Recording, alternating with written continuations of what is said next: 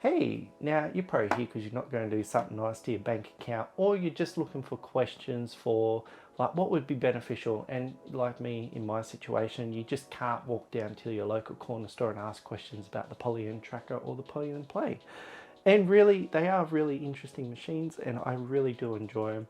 On the surface level, they are 8 mono-track samplers, and it could be an apples to apples comparison, but it's like I've had the tracker for a year and a bit now, and it really hasn't left my side. It's the tracker workflow, and it's something that's been big on my channel because I've been supporting it through tutorials and that, and it's such a fantastic machine.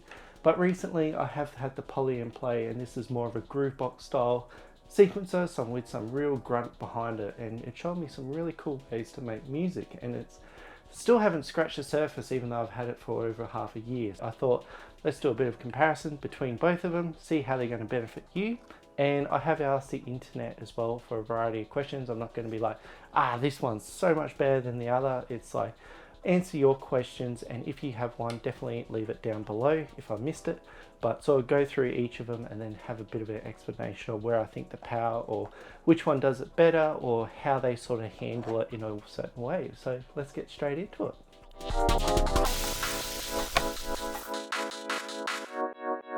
Alright, we're here with the Polyend Play and the Polyend Tracker, and I thought let's do a bit of an overview of what these machines really are, but then how they start to differ before I start going, is this going to be better for you or is this one going to be better for you? They do handle 8 mono samples at once, and that might be a bit off-putting because it's like, I can only play 8 samples, but really you can play 8 samples at once, and how they sort of switch between the samples make them really unique. And I will say I do enjoy this form factor. Like, it's small enough to like take places, like you can keep in your luggage or backpack, and when you just need to like get up to speed and start playing, they're really quick to start up, because that's the one thing I really enjoyed about the tracker when I approached it first, was that every single like area of like the tracker workflow was really quick to get into, and when there are shortcuts, like they kind of make sense. So it's like if I want to change the main volume, or if I'm like navigating and I need to go back up the top, like it's intuitive once you get your head around that sort of part. But all the interface is clearly labeled. Same here. It's like I can see the whole sample engine and quickly navigate to what I'm trying to work on. And it's not like this sort of menu diving or like really massive button combos to get into these machines. Alright, so we know what they are, so where do they sort of differ? And I'll start with the Polyend Play. So this is a groovebox style sequencer, where the Polyend Tracker is using a tracker style sequencer. So as I'll start with the Polyend Play, so with the sequence we actually go through and program our elements in like a traditional drum machine, but Polyend's added a whole bunch of features to sort of speed up the pipeline, but also create those sort of happy accidents through controlling the samples themselves. So one of the really big features I've been enjoying about the Polyend Play is their new fill tool, or not new, but it's like this beat fill, and they can have a way that we can sort of program a whole bunch of different drum styles. So if I play that one,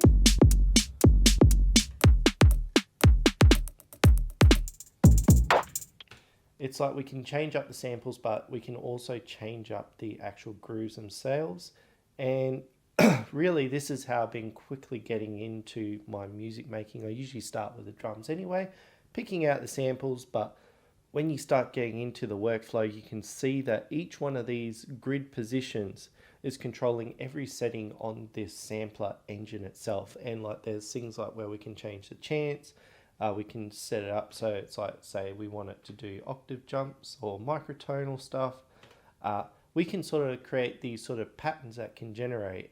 And on the other hand too, the tracker like is using a tracker workflow. If you ever looked up tracker history, I'll put a link up here where it's got a really nice video of the rich history of trackers. But really, in essence, they are a precursor to DAWs, and instead of scrolling along in the DAW profile, we scroll down, and then each one of these little blocks of information here holds the note data, holds instrument data, so what it's going to sound like, and then we can have some effects to control the actual sound engine of this thing. So we have a variety of ways to manipulate our samples. We can create wave tables, And it's really that sort of like, I really get into like making something out of nothing and like really short samples. But the Polyend Tracker has streamlined the process. Like this is sort of more like the Amiga style of trackers where it's based around samples like Fast Tracker and all that.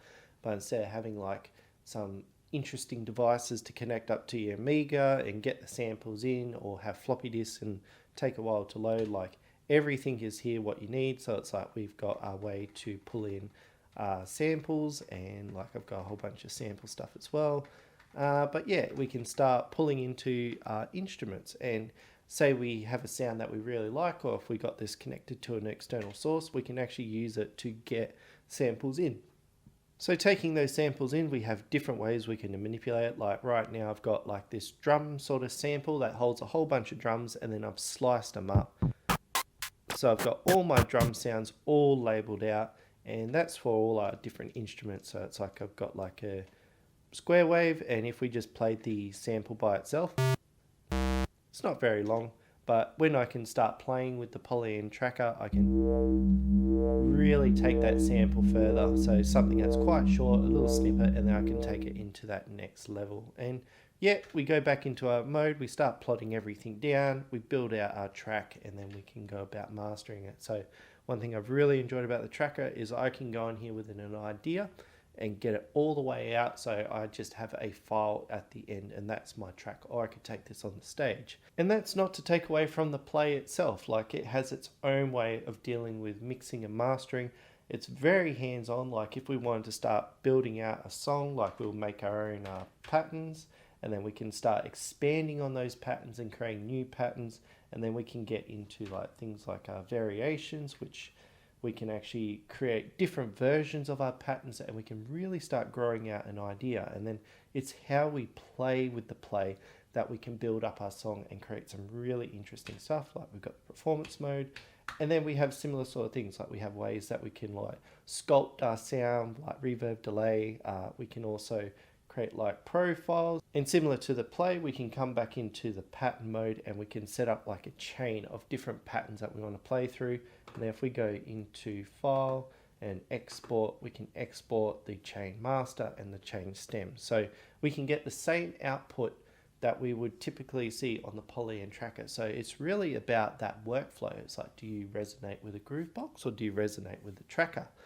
But they also can do what either other one does. Alright, this comes to the fun part of the video where I am giving my opinion. I did ask the internet for a bunch of questions on whether they're interested in the play or the tracker, or how they compare. So I thought, let's go through those questions together, and then yeah, I'll just talk about like where I think each one has their own sort of like which is more power in which regard, because it's not like this one's better than that one, because they're both pretty much like apples and oranges. It's really how you want to interact with the music itself. So the first question I read, which I think is super important, is which workflow unlocks musical creativity and potential better, the tracker or the play? And really, I think that's how you've come into music. Like if you're more of like a creative go with the flow, maybe you have modulars and you like tweaking it and see how it responds back to you. I think the play in that regard, where it has the button grid, the way we interact with the grid, the way we interact with the randomization functions and create different patterns and then start augmenting it through the tools. It's really cool to like just sit here and like get out a sort of drum line, and then we might find some samples that we really enjoy, and then start working towards getting something really special. So it's, I find I get more into like a flow state, getting more of the stuff in there instead of like I have a plan in my head and like putting it down. But I am predominantly a tracker person. I've used trackers for a very long time now, and this is the main way I really enjoy making music. So that's what really attracted me to the Polyend Tracker. So if you enjoy trackers, you'll definitely enjoy the Polyend Tracker. But if you're more sort of like that programmatic sort of way, like you like punching in the numbers and getting very granular with your sequences and start like tweaking the animation, like we have ways that we can add effects as well as like start manipulating it. And it's not like an effect where it's like, oh, it's like a reverb or a chorus. It's like the way the tracker treats an effect is actually tweaking the instruments themselves. So you can get very granular with the sound and how you want to control it. If you're coming from this as more fluid, Pro the play, more rigid, Pro the tracker, but either or, they both have their own ways of doing. Like you've got Z commands in here that can mimic some of these sort of free-flowing ways that we can use chants. And yeah, we can get really nitty-gritty and dial in the sounds we want and actually like punch them in. So which device is more intuitive to use? Now, I think that goes to the Polyend Play. Like I sat down and probably within 5 to 15 minutes, I had a little beat going. I was able to start punching in some of the sounds. I didn't know all the like shortcuts. Like the big one that was for me is when it does that double flash. That means it's copied that point and then we can actually just draw all that out. So if we want to like copy a drum from up here and bring it down, you will be copying and pasting a lot on this machine. But yeah, it's like, oh look, I want to select that row, or I can select the lot, or I can like select whatever size I want. You can deselect. Like it's very intuitive how you interact with the button grid. And yeah, everything is labeled here and it is context sensitive. So it's like when you touch one of these, it does show the information and you can tell which one that you're tweaking. So if I wanted to tweak out the attack, I can do that. Now the tracker itself, when you first come to it, it probably is a bit unintuitive, especially with tracker workflow. Like you are working up and down and you do have that vertical sequence layout, so that could be jarring for some. And just how things are sort of like how you bring in samples and you start manipulating them, and then like you probably come in here thinking like a lot of one shots would be really good, but it only has like a minute of sample memory and you could be running out. But when you start getting into like some of the old school ways of like looping samples and like granularizing things and like taking things in and mangling it, the actual workflow itself is very intuitive from a tracker person coming into trackers. But once you understand how everything sort of works. But the other thing the tracker does is when you're working with the tracker itself, it has a lot of context sensitive information in there. So it will tell you what each one of the functions are doing. You don't need to have like that cheat sheet off the side to work with it. It will tell you what's happening. Now, which one's better for sound design? And I think the tracker takes this one because you can record samples in and you can bring samples in, mangle them up.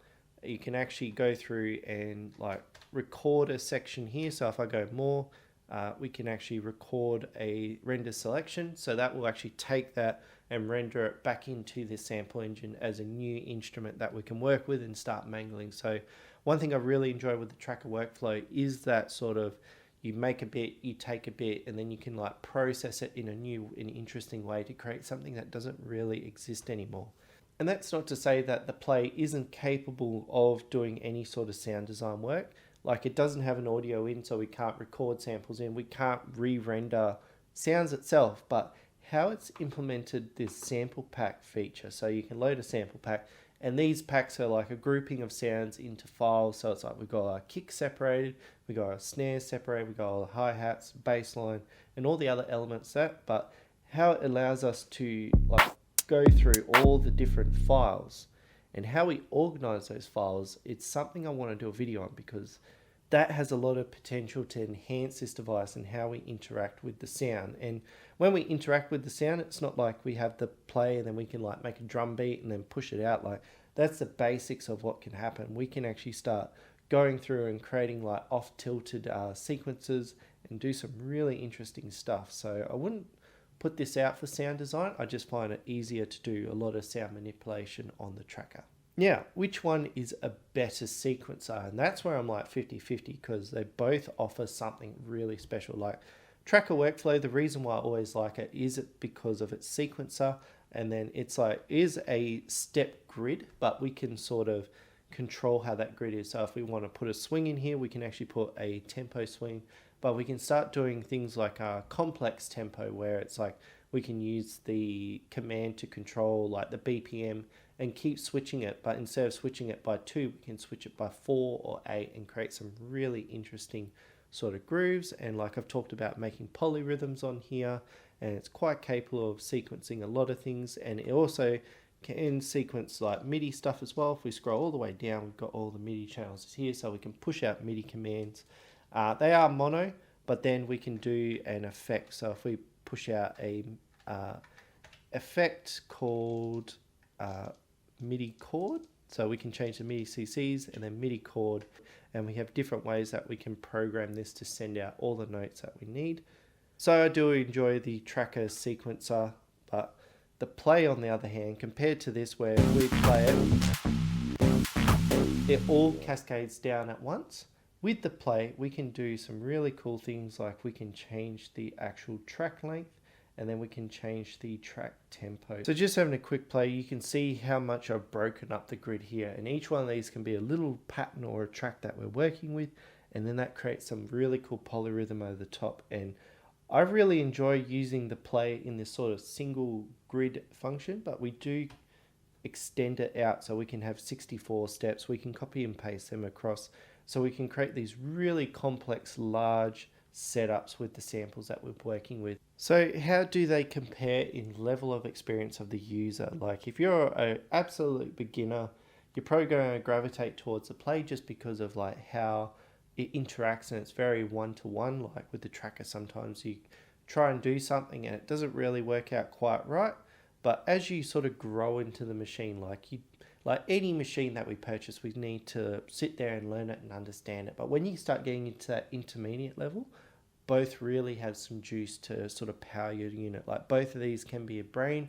I've definitely used this as a brain. Both of these can definitely be individual units that you can make music by itself.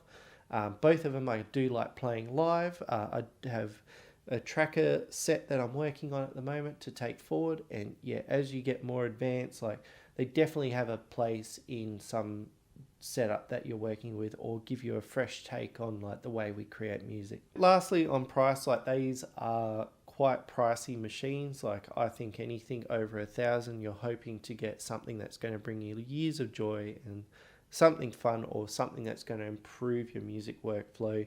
And on that, the Polyend Tracker is $100 more. Like I think this is $7.99 and this one's $6.99 US. One is more expensive. I do believe it's because of these capacitive potentiometers up here, but it does add to the machine.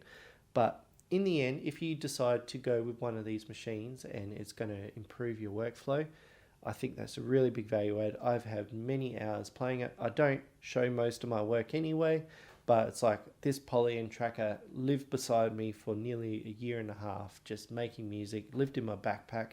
It's been around everywhere, so it's been such a big investment. And the play itself, I'm still getting my head around it. I'm still improving on like the ways I think I can help out the machine and like create tutorial content for it, as well as that sample pack. I want to do a video just dedicated to teaching people how to make sample packs, because that's where I think a lot of the value comes out when you understand how to organize things like that. So I hope this has given you a bit of information of like what you're going to get yourself into if you get one of these devices. Like if you're more of like a rigid sort of person and like plotting everything in, or more of a freestyle person that likes to experience and like see how the device talks back to you. Like it's not like they do it rigidly and can't do it the other one, and yeah, you get enough time behind one of these things, you can make magic out of them. So they're definitely worth it, and if you did enjoy this video, definitely give it a thumbs up, because it will help the algorithm point this video to other people that are probably in the situation of looking at the play or the tracker. And yeah, in essence, I have gone a bit of a deep dive reviewing these machines, so if you want to look at the tracker or you want to look at the play, just click those links, and I look forward to seeing you next time.